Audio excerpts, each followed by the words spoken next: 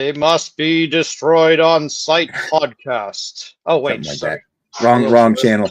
Hey, beer tubers, welcome back to Maxwell Starr's Beer Reviews. Here tonight with a beer review for you from a beer sent to me and Greg. You see Mini Greg here in the corner here. I am Mini Greg. At Mini Greg. Tatamagouche Brewing Co. out of Tatamagouche, Nova Scotia. Tempest Imperial Stout, aged in single malt whiskey barrels. And based on their site, they actually say that they used these were aged for 16 months in peated Scotch whiskey barrels. So no idea which distillery this came from, like which the barrels came from. But hey, pretty cool. A maritime made Imperial Stout that is aged in Scotch whiskey barrels. You don't really see that a lot around here. And by the way, hi Greg. You have Greg here tonight. Hi Nick, how are you? I'm very excited to try this double temp. Oh no, it's a single Tempest. Oh, 5 out of 10. Done. Yeah, me too. As you know, because we all partake in Beer Analysis 101, we are all good friends with Lee, whether Lee likes it or not. Friends. We don't wish him any particular harm. Exactly. But I mean, really, we are definitely friendly to him. But he was nice enough to send his beer, which is rare. That he actually did something nice for us. We love him anyway. All right. I haven't even done anything for him, so I mean, he just did it for me out of the goodness of his heart, which I appreciate. And yeah, that's actually quite awesome. At some point, Mr. Lee, I'm going to get you back. I'm going to get you back. Greg's actually going to have to send some beer mails out again. I'm not going to say I'll send beer. I might just send. You'll be the lucky recipient of some. But I'm going to send him something. Lee will be the lucky recipient of some of Greg's underwear. And maybe a roll of stolen toilet paper. Oh, maybe I don't have any stolen toilet paper anymore. It's all paid for from the good people at Costco. Anyway, all right. Crack these babies open. What? Ripped underwear I do have. So. Ripped, soiled. All right, I'm cracking this thing open. No, it's washed. It would not be soiled. Oh, baby. Ooh, okay. I'm buying what this is selling.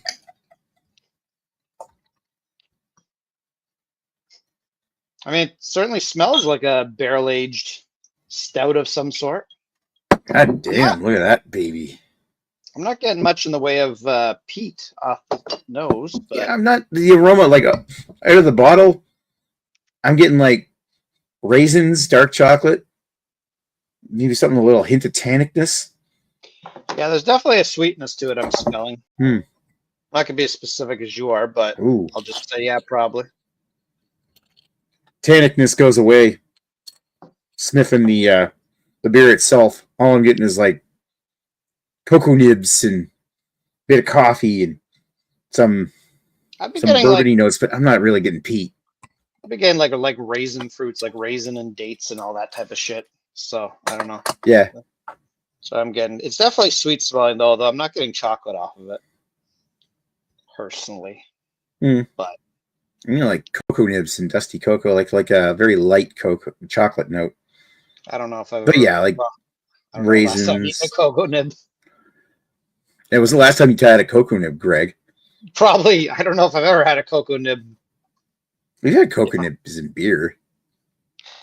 I mean, to be fair, that's the only place I've ever had cocoa nibs, I think. Yeah, I don't think I've ever actually. Well, I think you can buy them at like a bulk food store, and I imagine somebody like Dan probably just buys a bag and just eats it. But us normals probably don't eat them on a regular basis. Maybe like on top of cake. Don't they use them on top of cake or something for like topping sometimes? Maybe that.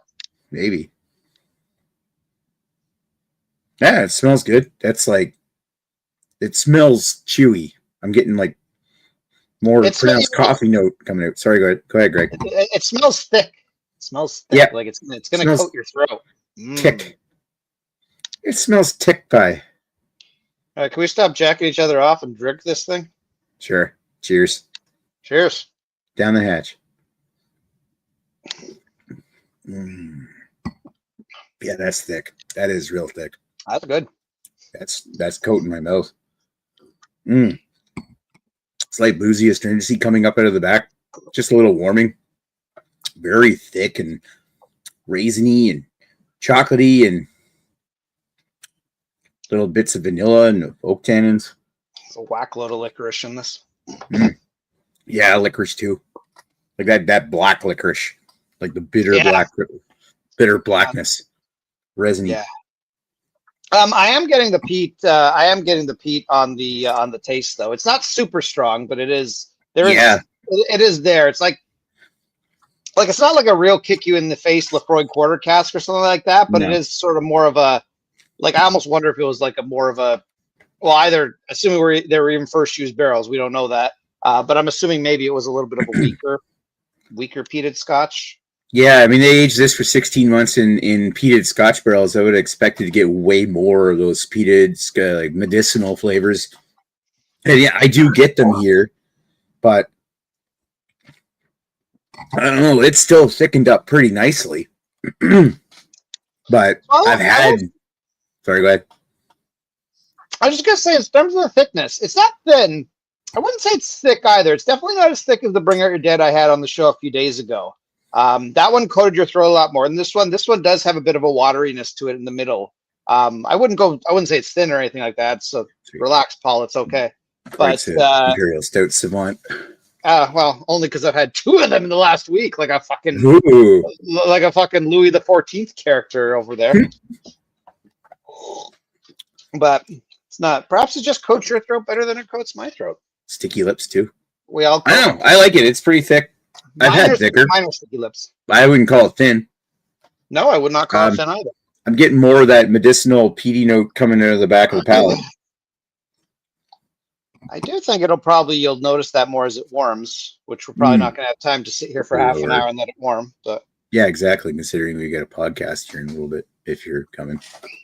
I'm coming. Oh, baby. You're coming, baby. Oh, yeah. Oh, yeah. No, that's pretty tasty. I don't know if I would say this is my favorite Tempest. I think I like it better than the single Tempest, not the double. Double is just a special beer, depending upon which vintage you get. Single Tempest. I realize most people don't get an opportunity to do this, but once you age that beer for 3 or 4 years, it becomes so fucking good. It's like I just recently had one like a month ago. It was so fucking good, but I'm like, who the hell's gonna age this fucker for 4 years to you try? Just sort of got some Tempest cans that you just forgot in your cellar.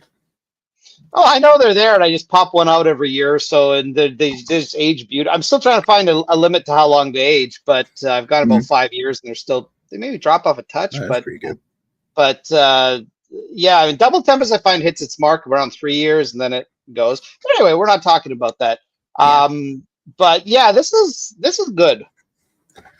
Well, I mean, barrel-aged stuff I wouldn't want to age too long anyway, because as soon as you age something in barrels, you're adding additional surfaces and the potential of infection. Well, so yeah, I mean, luckily I've yet to have that issue with Amsterdam, but yeah, as we all know with Bellwoods, I've definitely had that issue. Yeah, you got to have a fucking pristine barrel aging program that they do everything they can to make sure there's no bacteria. But yeah, I agree with you. I think aging any beer is a bit of a risk, and you take that risk on yourself. But again, you're not aging $1,000 beer. It's $10. If it turns in a couple of years, you're probably not going to cry too much. But yeah, well, I would. All that said, going back to this beer, I would love to try aging this beer. If I had a few more bottles of this, I'd definitely love it. I can't remember how much Lee said these bottles were. Oh, they got to be at least $20 a bottle. $12 off their website. Maybe that's your cue to go buy 6 of them, Greg. There you go. And unfortunately, I think free shipping is like $175 or something. Oof.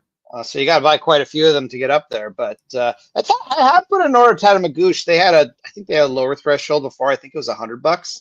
And I put an order to them then. And yeah, they're generally a fairly solid brewery. Not everything they make is amazing, but yeah, I don't think I hated anything that they made. So that's good.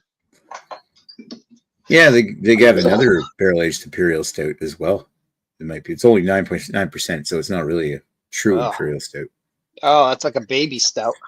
Well, anyway, going back to this one here, I think it's wonderfully complex. I kind of wanted more peated of it, and I think, as you were saying, Greg, they probably weren't full first fill barrels if there's only this much coming out of it after 16 months. But hey, seems that way. I still like it. As far as like Imperial Stouts coming out of the Maritimes, we don't really see a lot of them here, so it's definitely the upper echelon of beers, and I think this is a solid one. It stands up with a lot of the bigger ones, but it's not that they haven't better. And I know you, speaking of your experience, you know there's better out there. But I'll let you talk instead of talking over, and then we'll get to our ratings. I mean, better is subjective, right? It's what kind of flavors work with you. I mean, this one does have a lot of black licorice to me, which doesn't exactly work the best for my palate because I don't like black licorice. But I mean, again, I think most brewers at this point can make a decent barrel-aged stout, whether you're in the Maritimes or whether you're in the center of the universe. So, I mean, this to me competes perfectly. Is it the best stout I've ever had? No, but I've had a lot worse stouts from Toronto too. So, I mean, you know, regardless where this comes from, it's a very solid stout. I do like the head on it too. It's got a very nice creamy head. Yeah. Yeah, I mean, very good. No, I'm just gonna say one thing that annoys me about a lot of these stouts, is barrel-aged stouts, is the head does not stick around a bit. And this one, okay, I just agitated a bit, but this stout, this actually has a head to it. Like, Bring Out Your Dead barrel-aged, or sorry, Hellwood's barrel-aged, no head. What the fuck? Yeah, you got a little head. Yeah. Less head than me, oil slick head there.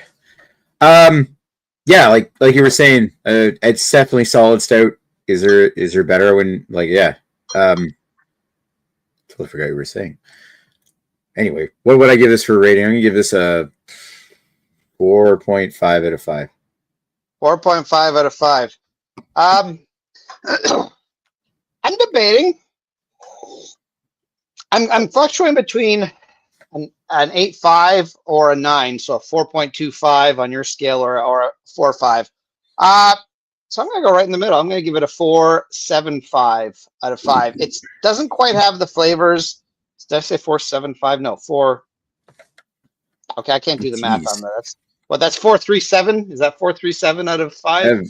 Yeah, it'd be like 4.37, 38, 4.38 rounded up. There we go. I'm gonna give it that. Just 8. You can give it a rating out of 10. It's not like anybody cares watching these. You want that basic overall opinion, like high 4.25 out of 5, so almost a 4.5. It's a very solid beer, and I don't know how it'll change if I'm going to continue to drink this beer for a little while and see how it changes. Yeah, I'm going to save it. I do not.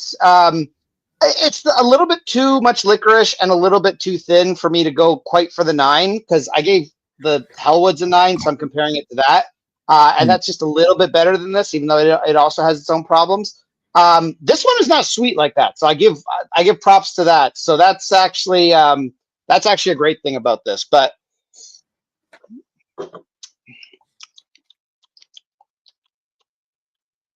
yeah, this is very solid. Not quite a 9 for me, but it's just below a 9. It's very good. Right. Okay. So yeah, there you have it. 4.5 out of 5 for me. 8.75 for Greg. There we go. You said not quite a 9, right? That's basically what it is. Yeah, I was trying to do it on your scale, which required me doing this, which isn't my strong suit. 4.37856331415. So I don't know what the rest of pi is. All right, there you go. We're gonna take the segment offline, but thanks for watching Maxwell Starr's beer review, and Greg. Cheers, fuckers. Reviewing Tempest Imperial Stout from Tatamagouche Brewing Co. of Tatamagouche, Nova Scotia. Thank you, Lee, for the beer. Thank you very much, Lee, for the beer. We definitely appreciate it. Cheers. Pardon me. Oh, shoot, I couldn't.